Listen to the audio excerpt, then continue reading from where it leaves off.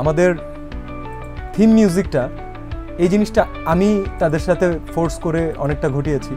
আমার মনে হয়েছিল যে আমরা এক্সপেরিয়েন্সড মিউজিশিয়ানদেরকে যেভাবে সুযোগ দিচ্ছি, আমাদেরকে একেবারে নতুন যে ছেলেটাকে ইন্সপায়ার করলে ইন্ডাস্ট্রি আরও লাভবান হতে পারে এরকম একটা ছেলেকে আনতে হবে।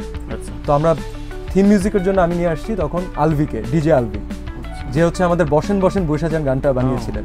কারণ আমি অডিয়েন্সের সাথে যে যত কিছুই বলুক না কেন, অডিয়েন্সকে কানেক্ট করতে পারা ভেরি টাফ। এবং আমি এখন পর্যন্ত দেখিনি যে কোনো একটা প্রোগ্রামে অথবা কোনো একটা হলুদে বসেন বসেন বসে যান বাজছে কিন্তু অডিয়েন্স কানেক্ট হচ্ছে না।